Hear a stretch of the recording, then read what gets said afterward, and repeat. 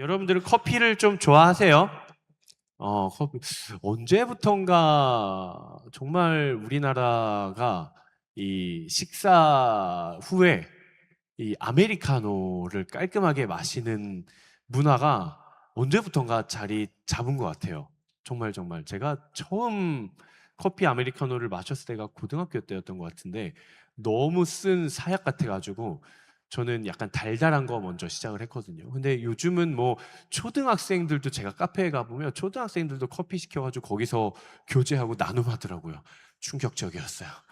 저는 놀이터에서만 놀았는데 요즘 초등학생들은 설빙을 가거나 스벅에 가가지고 카페 가가지고 같이 이야기하고 놀더라고요. 여러분들은 커피의 어떤 면모를 좋아하십니까? 많은 커피 전문가들이 이 커피 원두에도 등급이 있잖아요. 많은 전문가들이 커피 원두의 등급을 매길 때 여러 가지 척도를 가지고 매긴다고 해요. 뭐 그 중에 몇 가지가 찾아보니까 있더라고요. 하나는 아로마, 향, 그리고 풍미, 그리고 산미와 바디감, 그리고 얼마나 깨끗한 맛이 나는가, 얼마나 입안에 가득 차는가, 그리고 이런 것들이 이 원두의 등급을 정하는 기준이 된다고 합니다. 그런데 아주 중요한 평가 항목이 또 하나가 있다라고 해요. 그게 무엇인가? 바로 입 안에 남는 여운이라는 거예요. 여운. 커피를 마시고 났을 때 그냥 물을 마신 것처럼 그냥 깔끔하고 아무 맛이 남지 않으면 별로 그렇게 등급이 높은 커피가 아니라 마시고 났을 때, 목이 넘겨지고 났을 때 입안에 얼마나 많은 잔향의 여운이 남겨 있는가, 그것을 애프터 테이스트라고 한다고 합니다. 어떤 커피는 딱 첫 맛에는 굉장히 임팩트가 있지만 끝맛이 너무 약해서 아쉬운 커피도 있다 그래요. 하지만 어떤 커피는 처음 마셨을 때는 은은하게 다가오지만 한 모금 넘기고 났을 때 입 안에 그 향이 계속 머물며 머물수록 또 마시지 않아도 그 향이 내 안에서 계속해서 맛이 나는 것이죠. 그래서 좋은 커피는 마시는 순간에 향이 있는 것보다 다 마신 뒤에도 더 아름다운 향이 남을 수 있는 커피가 아주 좋은 커피로 기억이 된다고 합니다. 여러분들 아시겠지만 제가 지난주에 이제 카자흐스탄 아울리치를 정말 기도해 주셔서 우리 아울리치 팀원들과 함께 참 많은 은혜 가운데 잘 다녀왔습니다. 그 컨디션이 쉽지가 않았어요. 시골로 들어가가지고 씻는 것도 쉽지 않았고 먹는 것도 쉽지 않았고 자는 것도 쉽지 않았고 또 이제 네, 자연으로 우리의 몸에 있는 것들을 내보내는 것도 굉장히 쉽지가 않았어요. 너무 어려운 상황 가운데 있었지만 그럼에도 불구하고 정말 하나님께서 주시는 너무나도 많은 은혜를 누리고 왔습니다. 그런데 아울리치를 다녀오신 분들은 아마 아실 거예요. 그 아울리치에서 사역할 때 느끼는 은혜와 그 현지인들과 만나서 함께 예배하고 또 팀원들끼리 함께 교제하고 팀 예배를 드리는 그 순간도 너무너무 좋고 아름답고 행복한데, 진짜 아울리치의 맛은 다녀와서 내가 그때의 시간들을 추억할 때, 그리고 하나님께서 그때 나에게 말씀해 주시고 나에게 은혜 부어 주신 것들이 내 삶에 남아서 그것들이 열매 맺어 가는 것을 내가 바라볼 때 우리는 진짜 아울리치의 맛을 느낄 수가 있는 것이죠. 어, 저는 우리 하늘 공동체 모든 지체들이 단순히 아울리치뿐만이 아니라 우리가 함께 드리는 이 주일 예배가 그냥 이 순간에만 기쁘고 감격 있고 감사하고 무엇인가 충만하게 채워지는 것 같은 느낌이 임팩트 있게 꽝 하고 끝나는 것이 아니라 저 문을 나가 서는 순간 그냥 맹맹한 맹물을 마신 것처럼 그냥 끝나버리는 것이 아니라 이 주일 예배의 그 애프터 테이스트가 그 여러분들의 영적 잔향이 여러분들의 삶의 자리까지 계속 흘러갈 수 있게 되기를 주님의 이름으로 축복합니다. 제가 뒤에서 이렇게 예배를 드리는데 사실 오늘 뭐 얼마나 단촐합니까? 여기 보세요.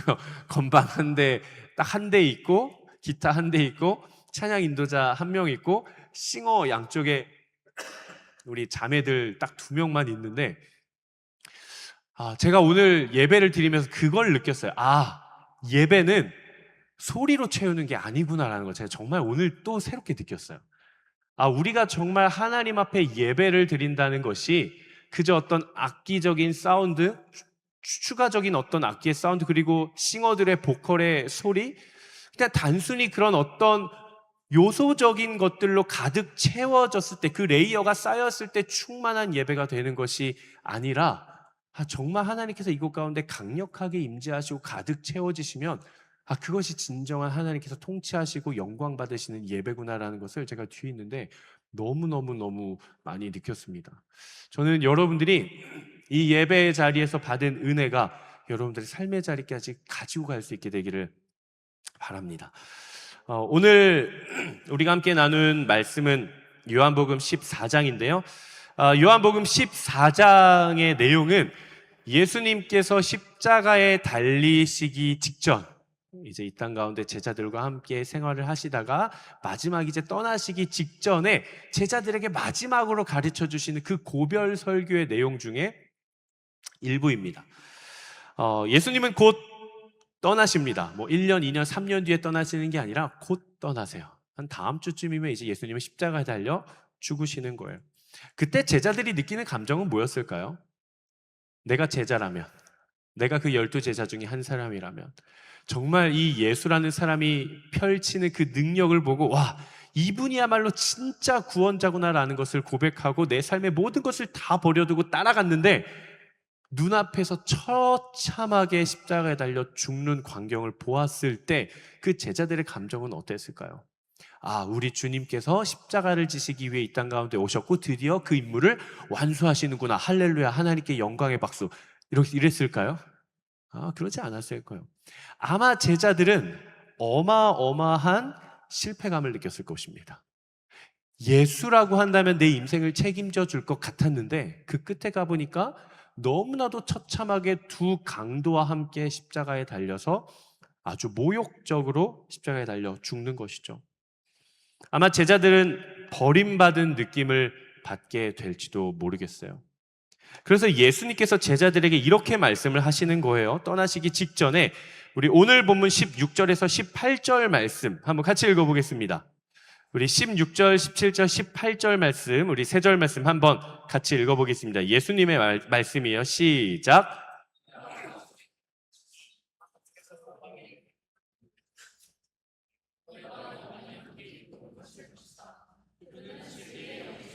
세상은 그분을 볼 수도 없고 알 수도 없기 때문에 그분을 받아들일 수가 없다. 그러나 너희는 그분을 안다. 그분이 너희와 함께 계시고 또 너희 안에 계실 것이기 때문이다. 나는 너희를 고아처럼 내버려두지 않고 너희에게 다시 오겠다. 예수님께서 이제 제자들과 3년간 동거동락하시다가 십자가에 달려 죽으시기 직전에 제자들이 얼마나 큰 실패감과 좌절감과 상실감과 이 배신감을 느낄 걸 아셨기 때문에 예수님께서 말씀하시는 거예요. 내가 아버지께 구할 것이니 내가 지금은 너희를 떠나지만 곧 보혜사 성령이 너희에게 오실 것이다. 내가 지금은 육신적으로 너희를 떠나고 너희를 내버려두고 너희 곁을 떠나지만 18절 말씀처럼 나는 너희를 고아처럼 내버려두지 않을 것이다. 내가 너희에게 반드시 다시 올 것이다. 내가 너희와 함께 있을 것이다 라고 이야기를 하고 계시는 것이죠. 예수님께서는 필연적으로 십자가를 지셔야만 했습니다. 가끔 이제 초등부 학생들은 그런 이야기를 해요.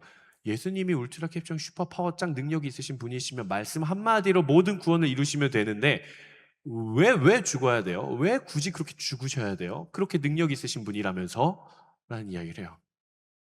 하지만 예수님은 십자가에 달려 죽으셔야 했어요.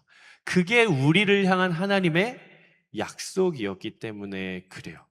하지만 하나님의 계획은, 예수님의 계획은 거기서 끝나는 것이 아니라 육신적으로는 너희를 떠나지만 보혜사 성령을 내가 너희에게 보내 너희가 앞으로 이 시간 이후로는 나와 그리고 하나님과 그리고 성령님과 항상 함께 동행할 수 있도록 너희와 함께 하겠다라고 약속을 해주시는 것이죠.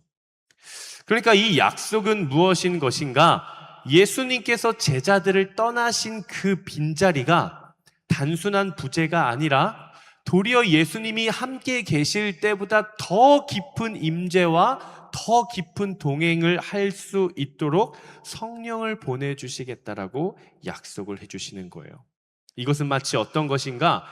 예수 그리스도께서 십자가에 달려 죽으시고 승천하셔서 우리에게 오신 그 성령이 우리 안에 계시기 때문에, 계신 덕분에 우리가 날마다 그 성령의 임재와 성령의 목소리와 성령의 충만함을 따라갈 때에, 지금 예수 그리스도는 이 땅 가운데 육신으로 계시지 않잖아요. 그렇죠? 이미 우리를 떠나셨어요. 하지만 그가 보내주신 그 성령으로 말미암아 우리는 성령과 함께 함으로써 우리는 예수 그리스도를 추억하고 예수 그리스도를 기억하고 그분의 온기를 느끼고 그분의 말씀을 기억하며 그분과 함께 동행할 수 있는 영적 잔향으로서 우리의 마음 가운데 여운으로 심겨지는 것과 같은 것이죠.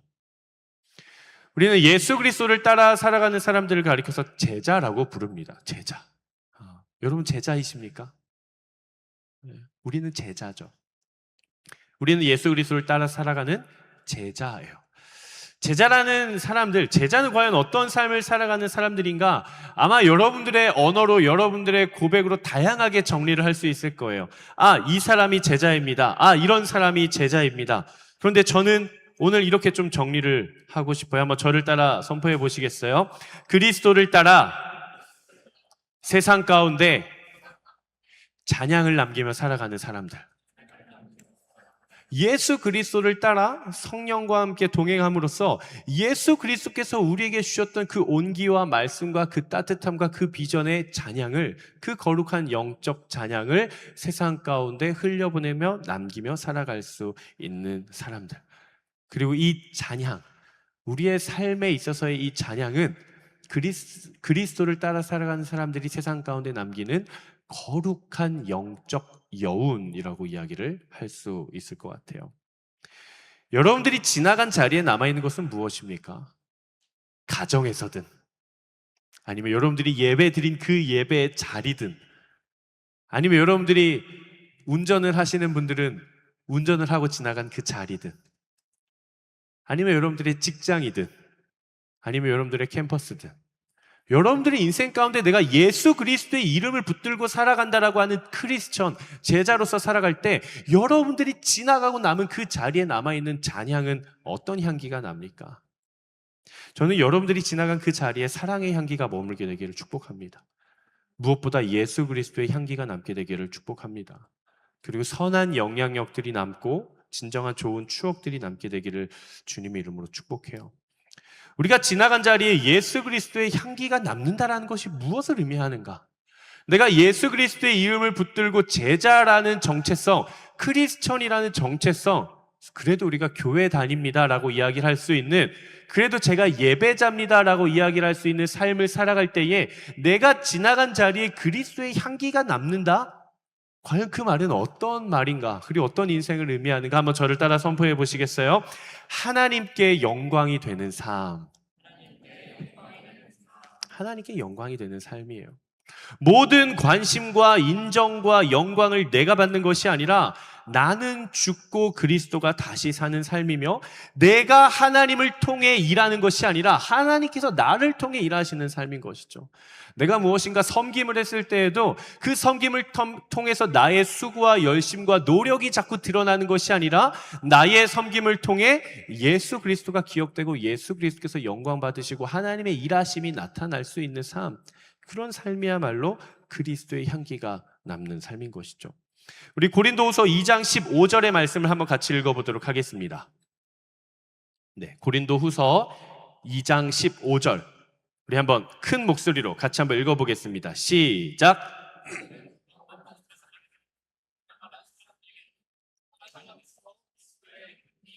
사도 바울이 이야기를 하는 거예요. 고린도 교회 성도들한테 우리는 그리스도의 향기라고요. 우리는 그리스도의 향기입니다. 그런데 이 앞에 문장들이 굉장히 재밌어요. 뭐라고 이야기를 하는가? 우리는 누구에게나? 구원받는 사람들에게나? 심지어 누구에게까지? 멸망하는 사람들에게나. 그러니까 우리가 세상 가운데 살아갈 때 그리스도의 돌아가야 됩니다. 저 앵글 밖으로 나가면 우리 중계팀이 또 예배 못 드리고 올라와가지고 저를 자꾸 쫓아다녀야 돼가지고 제가 잘 안 움직이겠다고 약속을 했기 때문에 많이 움직이면 안 돼요. 사도 바울이 이야기를 해요. 여러분들은 예수 그리스도의 그 거룩한 영적 여운의 잔향을 세상 가운데 남기며 살아가는 사람들입니다. 그런데 그 향기의 대상이 같은 믿는 무리에게만이 아니라 구원받는 사람들에게나 멸망하는 자들에게나 그 누구에게나 여러분들이 지나간 자리에는 예수 그리스도의 이름이 남아야 합니다라고 이야기를 하는 거예요. 향수 쓰는 분 계세요? 아마 향수를 쓰시는 분들이 계실 것 같아요. 저도 이제 하늘 예배를 이렇게 드리다 보면 우리 하늘 지체들이 인사하고 이렇게 지나갈 때 정말 다양한 향수들이 이렇게 향수를 쓰시는 분들이 있어요. 저도 향수를 가끔 하나씩 반 번씩 이렇게 사용을 합니다. 사람의 그 이미지, 그 사람의 이미지를 첫눈에 딱 사람을 딱 봤을 때 가장 먼저 그 사람에 대한 이미지를 한 30%에서 40%를 차지하는 게 헤어스타일이라 그래요. 그 사람이 가지고 있는 헤어스타일을 보고 그 사람에 대한 이미지가 가장 먼저 각인이 된다 그래요. 이건 마치 이런 겁니다. 아주 향긋한 커피를 첫 입 마셨을 때 그 커피의 딱 첫 입이 임팩트 있게 딱 내 입 안으로 딱 들어오는 거예요. 그런데 이런 사람들이 있어요. 그 사람에 대한 이미지가 오래 가는 사람들이 있거든요. 많은 심리학자들과 사회학자들이 이야기를 하는 게 그 사람에 대한 남은 여운으로서의 이미지를 가장 오래 기억하게 하는 건 헤어스타일도 어떤 얼굴의 생김새도 옷차림도 아니라 그 사람이 뿜어내는 향이라 그래요. 눈에 보이지는 않지만 지나고 났을 때 그 사람에 대한 어떤 이미지나 생각이나 기억들을 가장 오래 남게 만드는 것이 헤어스타일이 아니라 그 사람이 지닌 향이라고 해요. 마치 그런 거죠. 커피를 강하게 마시고 아무 맛도 안 나는 게 아니라 마시고 입안에 오래 머무는 게 한 번 더 생각나고 한 번 더 생각나고 마치 그런 것이죠. 향수를 뿌린 사람이 내가 지닌 향을 사람들한테 발산하겠다고 옷을 막 털면서 다니는 사람은 없어요. 그렇죠? 향수 뿌려놓고 탈탈탈탈탈탈 털면서 이렇게 하면서 다니는 사람은 아무도 없어요. 아무도 없어요. 여러분, 향수는 무엇입니까? 향이라는 건 뭐예요? 내가 이 자리에 있을 때 막 뿜어대는 게 향이 아니라 그 사람이 지나고 났을 때 그 자리에 머물러 있는 게 바로 향기인 거예요. 여러분들은 예수 그리스도의 향기입니다 라고 이야기를 했을 때 우리의 섬기는 모습으로 세상 가운데 임팩트를 주는 것도 중요하지만 그 사람이 떠나고 났을 때 그 자리에 어떤 열매가 맺혀 있느냐 하는 것이죠. 어떤 열매가 맺혀 있는가? 그렇다면 과연 우리는 예수 그리스도의 향기를 어떻게 남기며 살아갈 수 있을까? 그렇다면 과연 우리는 우리의 무엇인가가 드러나는 것이 아니라 하나님의 영광이 드러나고 눈에 보이는 그 무엇이 아니라 눈에 보이지는 않지만 확실한 영향력을 흘려보낼 수 있는 그런 인생을 우리가 어떻게 살아갈 수 있는가? 오늘 본문은 너무나도 명확하게 제시를 합니다. 우리 오늘 본문 15절, 21절 우리 오늘 본문 15절과 21절 우리 두 절 말씀 한번 같이 한 번에 읽어보도록 하겠습니다. 시작!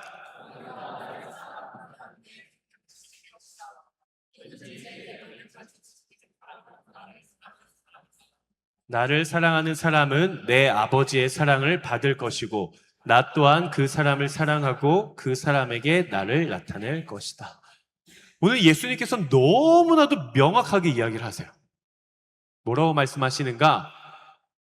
예수님께서 떠나기 직전이에요. 이제 제자들과 육체적인 이별을 하기 직전에 마지막 유언처럼 남기시는 그 말씀에 이렇게 이야기를 하시는 거예요. 나를 사랑하는 사람은 계명을 지킬 것이다. 첫머리에 선포. 그리고 나서 중간에 내가 지금은 너희를 떠나지만 성령을 너희에게 보내 내가 너희와 함께 있을 거야. 난 너희를 떠나지 않을 거야. 그리고 나서 마지막에 한 번 더 누구든지 그렇기 때문에 내 계명을 가지고 있는 사람은 그것을 지켜야 한다. 그리고 그 계명을 지키는 사람이야말로 어떤 사람이냐? 나를 사랑하는 사람이다 라고 이야기를 하는 거예요. 사실 예수님은 같은 말씀을 하고 계신 것이죠. 나를 사랑하면, if 네가 나를 사랑하면 너는 계명을 지켜야 한다. 이런 조건절이 아니라 예수 그리스도를 사랑하는 것과 주의 계명을 지키는 것은 같은 것이라는 거예요. 그래서 예수님이 이렇게 이야기를 하시죠. 나를 사랑하는 사람은 나의 계명을 지킬 것이요, 나의 계명을 지키는 사람은 나를 사랑하는 사람이다. 이런 거죠. 내가 너무 사랑하는 사람한테 사랑하니까 선물을 하고, 선물을 함으로써 사랑한다라는 것을 표현하고, 내가 그 사람을 사랑하니까 용서를 하고, 그 사람을 용서를 함으로써 나의 사랑을 표현을 하는, 같은 의미인 것이죠. 즉 우리가 이 땅 가운데 살아갈 때 예수 그리스도의 제자로서 예수 그리스도의 향기를 남기고 하나님께 영광이 되는 인생을 살아갈 수 있는 그 방법이 무엇인가? 따라합시다. 하나님을 사랑하고 계명을 지키는 삶을 살아갈 때, 하나님을 진정으로 사랑하고 그분의 말씀을 따라 살아갈 때에 내가 무엇인가 노력을 하지 않아도, 내가 무엇인가 대단한 일을 성취하지 않아도 내가 살아낸 그 자리에 무엇이 남는다? 예수 그리스도의 향기가 남는다라는 거예요. 지나간 자리에 거룩한 잔향을 남기며 살아가는 제자된 인생이 살아갈 수 있다는 것이죠. 여러분 예수님 사랑하십니까? 여러분들이 예수님을 사랑한다는 것을 여러분들은 무엇으로 증명하시겠어요?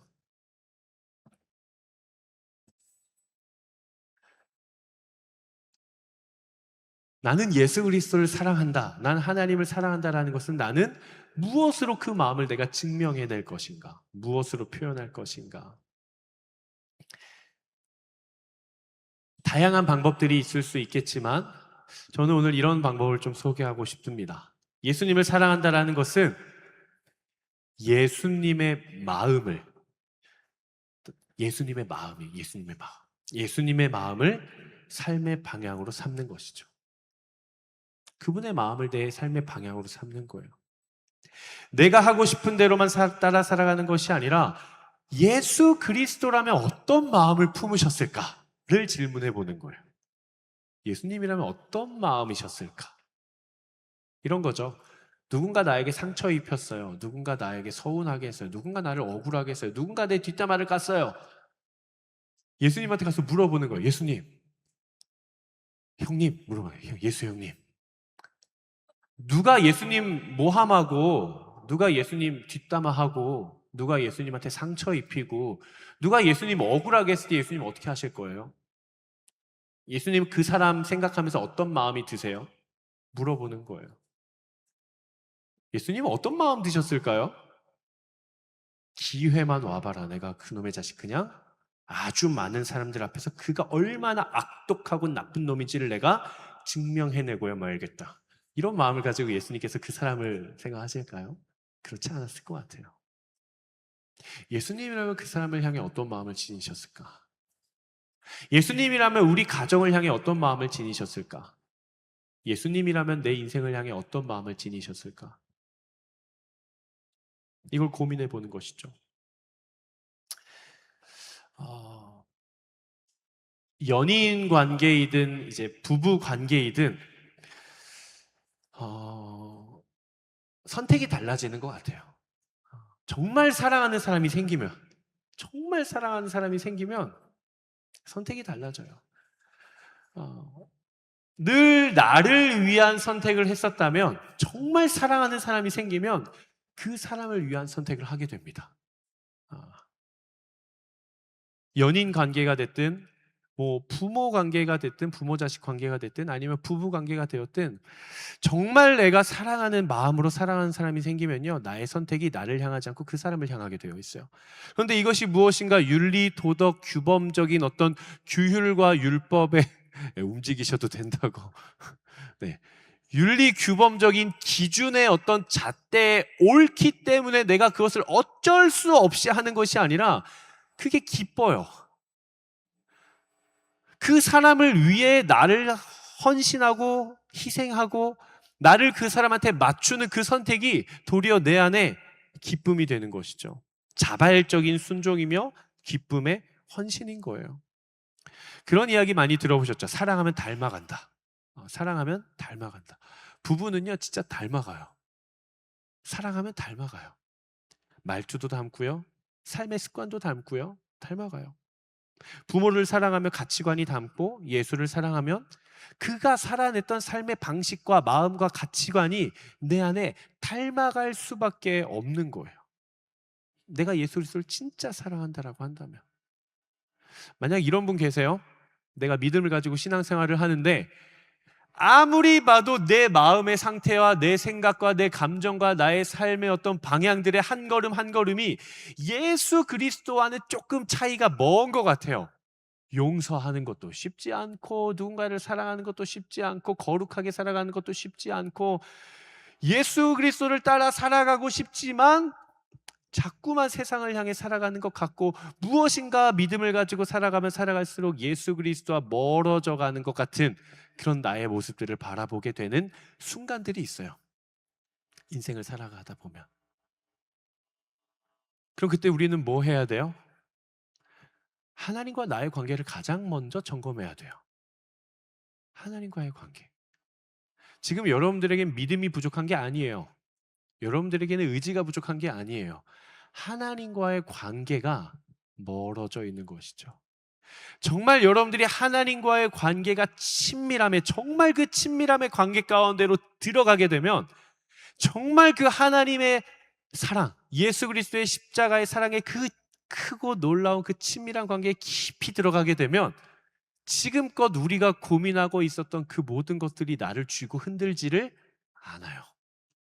나를 힘들게 하는 그 사람이 그 전에는 너무 커 보이고 막 이 관계 때문에 내 삶이 다 무너지고 어떻게 해야 될지 모르겠는데, 하나님과의 관계가 내가 먼저 회복이 되고 나면, 그 관계가 먼저 정리가 안 되었더라도 하나님과의 관계가 회복이 되고 나면 그 관계는 더 이상 내 안에 문제가 되지 않아요.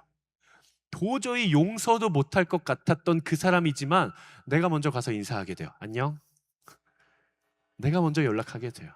내 마음에서 먼저 자유함이 생겨나는 것이죠. 그렇기 때문에 결국 사랑,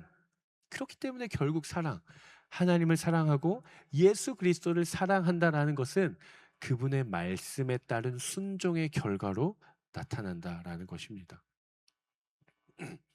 그렇다면 과연 계명을 지킨다라는 게 무엇인가? 계명을 지킨다는 게 무엇인가? 우리가 종종 계명을 지킨다라고 이야기를 하면 무엇인가 무겁게 느껴집니다. 뭔가 계명을 지킨다라고 하면은 우리의 삶의 그 타임 테이블을 좀 정해놔야 될 것 같고, 우리의 인생에 무엇인가 정해진 규칙이 있어야 될 것 같고, 최소한의 어떤 영적 가이드라인의 어떤 룰 속에서 내가 그 항목들을 하나하나, 체크리스트들을 하나하나 챙겨서 지키면 뭔가 우리가 계명을 지키는 것 같은 우리가 그런 인상을 받기도 합니다. 도덕적인 삶, 죄를 짓지 않는 삶, 착하고 선하게 살아가는 삶을 먼저 떠올려요. 물론 성경이 말하는 것이 도덕적으로 살고 죄를 짓지 않고 선한 영향력을 나타내면서 착하게 살아가는 것도 하나님의 계명을 지키는 삶에 귀속되고 포함되기는 하지만, 이것이 곧 계명을 지키는 삶이다라고 이야기를 하지는 않아요. 마치 이거죠. 정사각형은 직사각형이 될 수 있지만 직사각형이라고 다 정사각형은 아닌 것처럼, 그 삶을 보았을 때 너가 하나님의 계명을 지키며 살아가는구나 라고 할 수는 있을 수도 있겠지만, 하나님의 계명을 지킨다라는 것 곧 율법적으로 이것들을 지키는 것이다 라고 이야기할 수는 없다라는 것이죠. 그러면 과연 계명을 지킨다라는 것은 무엇인가? 최소한 요한복음 안에서 사도 요한이 이야기하는 그 계명이라는 것은 어떤 사회적이고 율법적인 언어가 아니라, 한번 따라해 봅시다. 하나님과의 관계적 언어. 사도 요한은 하나님과의 관계적인 언어로서의 계명을 이야기를 하고 있는 거예요. 관계적인 개념이에요. 오늘 본문 20절 말씀을 한번 읽어보도록 하겠습니다. 오늘 본문 20절 말씀 한번 같이 읽어볼게요. 시작!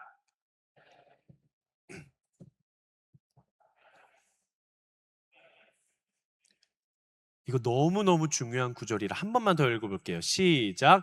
그날에 너희는 내가 내 아버지 안에 있고 너희가 내 안에 있으며 내가 너희 안에 있음을 알게 될 것이다. 우리가 예수 그리스도 안에 있고 그리스도께서 내 안에 계시는 것, 즉 예수 안에 거하는 것을 지금 예수님께서는 말하고 계세요.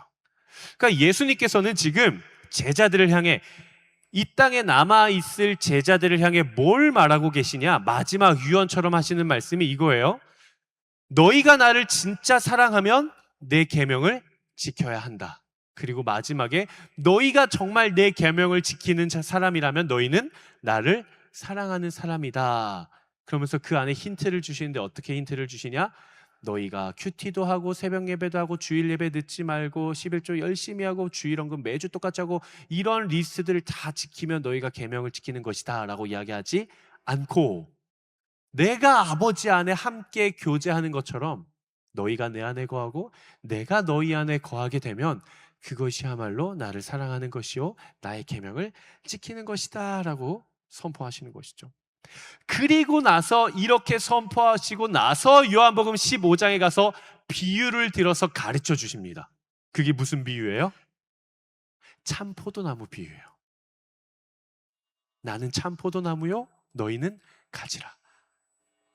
가지가 그 나무가지에 그 나무에 붙어 있으면 많은 열매를 맺듯이 너희는 내 안에 있어야 된다. 요한복음 15장 4절 5절 말씀 한번 같이 읽어보도록 하겠습니다. 요한복음 15장 4절 5절 말씀 시작. 내 안에 머물러 있으라. 그러면 나도 너희 안에 머물 있을 것이다. 가지가 포도나무에 붙어 있지 않으면 스스로 열매를 맺지 못하는 것처럼 너희도 내 안에 있지 않으면 열매를 맺을 수 없다. 나는 포도나무요 너희는 가지다. 그가 내 안에 있고 내가 그 안에 있으면 그 사람은 많은 열매를 맺는다. 나를 떠나서는 너희가 아무것도 할 수 없다. 지금 예수님께서는 마지막 제자들을 향해 선언하고 계신 것입니다. 나를 사랑하라. 내 계명을 지키라. 그리고 내가 너희와 함께 있는 것처럼 너희가 내 안에 함께 머물러 있어라. 즉 하나님의 계명을 지킨다라는 것은 어떤 규칙을 지킨다라는 것이 아니라 예수 그리스도 안에 머물러 있는 삶이에요. 머물러 있는 삶. 머물러 있는 삶. 그렇기 때문에 계명을 지켜간다라는 것은 내가 예수 그리스도 안에 머물면서 그리스도와 친밀해지는 것이죠. 근데 그리스도는 우리 안에 없잖아요. 지금 여기 예수가 계십니까? 눈에 보이는 육체적 예수가 이곳에 계십니까?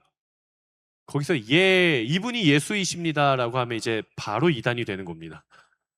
바로 이단이 뭐예요? 똑같아요. 이 땅 가운데 성육신 하셔서 오신 예수 그리스도로부터 시작해요. 이단들도 다 똑같아요. 하나님께서 인간의 몸을 입고 이 땅 가운데 오신 예수 그리스도가 계십니다. 그리고 그분이 이런 일들을 행하셨습니다. 할렐루야. 그리고 그분이 승천하시고 그분이 부활하셔서 다시 오시는데, 그 다시 오신 재림 예수가 바로 짜잔 나지롱, 이러면 이제 이단이 되는 거예요.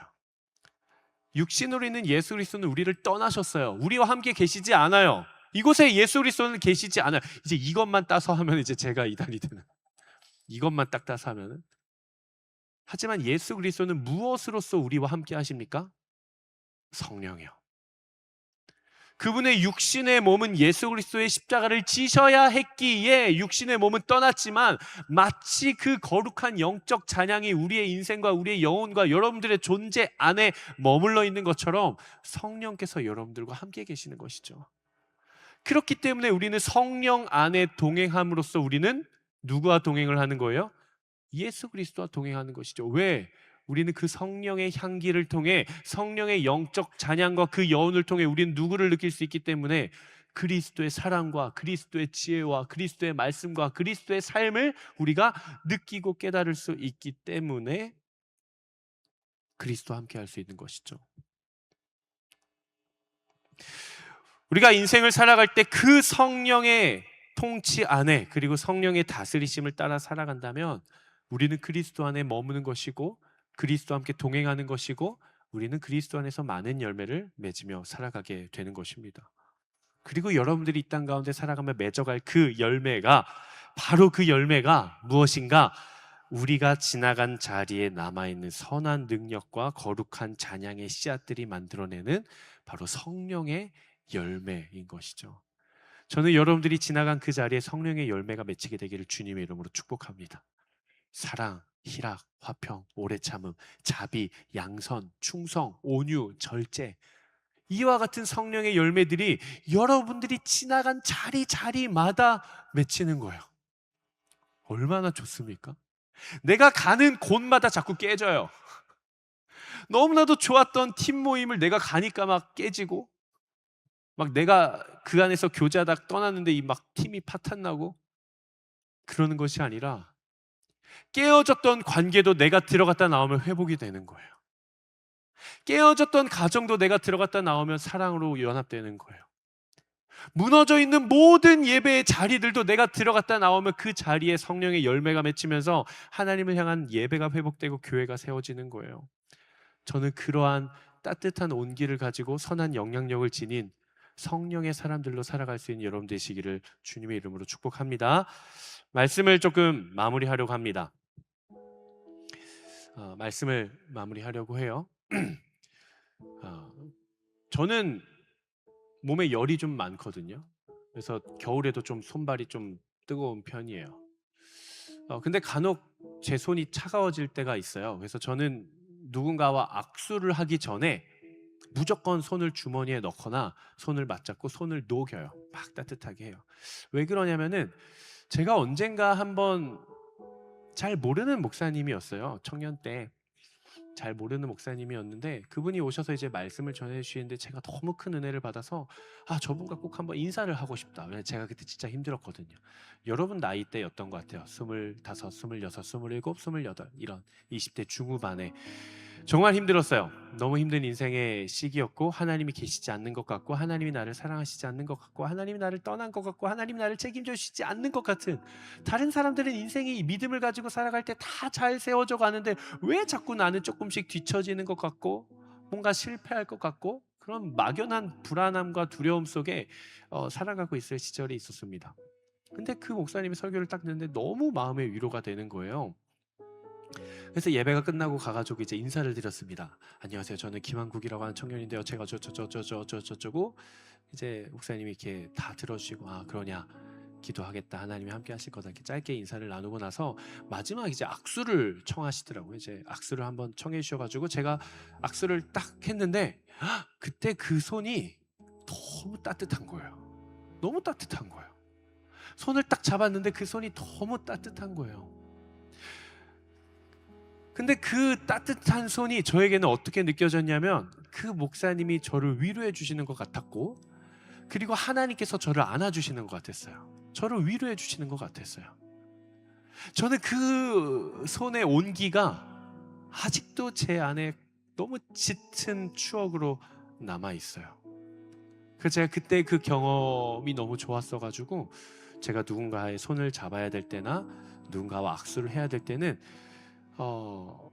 그의 인생의 기억에 따뜻함의 위로를 건네주고 싶어서 손이 좀 차가우면 얼른 손을 막 비벼요. 막 손을 비벼서 따뜻한 손으로 잡고 싶어서.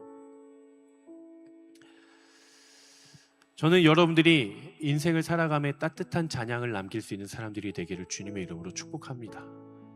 여러분들이 지나간 자리, 여러분들이 건넨 말 하나, 여러분들이 맞잡은 손 하나, 여러분들이 그 사람 누군가를 바라보았을 때 그 눈빛과 표정 하나가 그 사람의 마음을 차갑게 식게 만드는 그 눈빛이나 시선이 아니라 차갑게 얼어붙었던 그 마음마저도 여러분들의 그 따뜻한 온기 하나로 그 사람을 녹여줄 수 있는, 그래서 여러분들이 지나고 난 그 자리에 몸은 떨어져 있지만 그 따뜻함의 추억들과 기억들의 그 온기의 잔향들이, 그 거룩한 영적 여운들이 남을 수 있는 그런 인생이 되기를 바라요.